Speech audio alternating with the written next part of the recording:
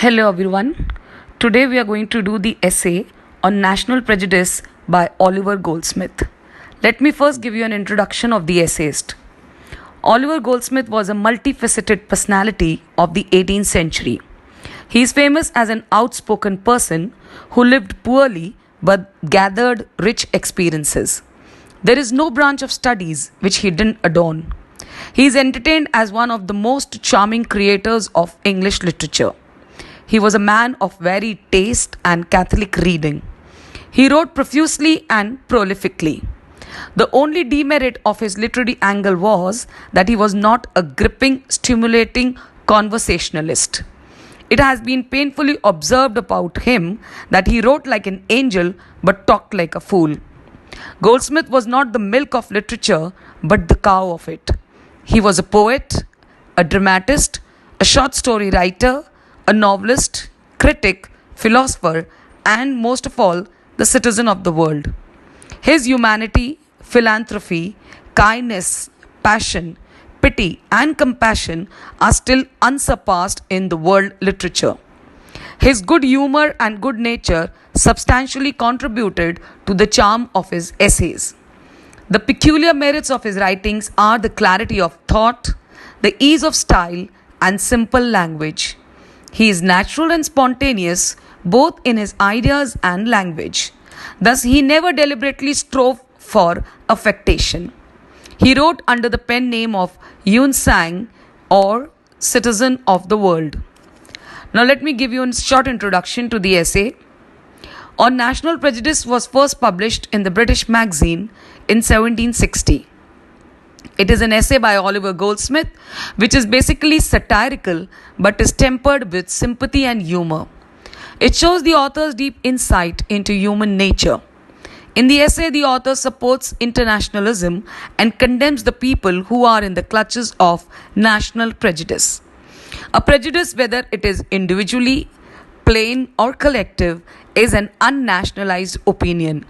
The author had traveled widely through Europe and found that most of the people are in the grip of fidelity dedicated to their own land.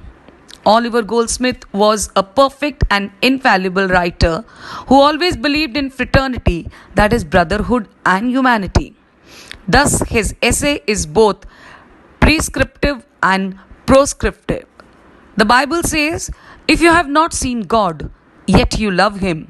You have seen your brother, yet you do not love him." Goldsmith believed that true service to God is the service towards humanity. The author chances upon some English people sitting in a cafeteria engaged in a heated conversation. They eventually say that English are alone made of sterling gold. They are the bearers of culture and civilization. They are faultless, and whereas all the European nations are a bundle of weakness. For example, the Dutches were greedy, idiots. The French were a company of sycophants, the Germans despomaniacs, and the Spanish arrogant monsters, whereas the English people are the glory of God. They excel the world in bravery, generosity, clemency, and in every other virtue. The whole world is gripping in darkness, and England alone is the center circumference of the universe. These misguided chauvinists and zealots wanted to get their opinion approved by Goldsmith. The author is deeply anguished and he remarks that his opinion is different from them. The French people are polite, the Dutch is economical, the Spanish self-respected, and the Germans industrious, and that there may be weakness in English people too. He remarked that if we are guided by hypersensitive nationalism, then the world will return to the jungle of the rule of the jungle. This rejoinder by Oliver Goldsmith angered the English completely, and the author retires to his solitude. In the solitude of his room, the author ponders over the problem of national prejudice. He says that society is an association and that we are all the children of the same God. For most of the people, patriotism is a trade of commerce, whereas true patriotism is a heavenly plant. It is one which has been canonized by Thomas Paine in his letter. Most of the patriots who claim to be patriots are summer patriots and sunshine patriots. True patriot means that the whole world is a playground of humanity. Quote, as I cannot be a slave, I shall not be a master. Unquote. Thus, true patriotism is the spiritual glory of an individual. National prejudice is the natural necessary sprout of patriotism. Goldsmith doesn't believe in this claim. He compares national love to religion and national prejudice to superstition, which is neither national nor necessary. Thus, the author believes in Greek saying, quote, men is the measure of all things, unquote. Thus, one may conclude with the words of Garrick, Goldsmith wrote like an angel. Even Dr. Johnson has higher respect for his worth and literary abilities.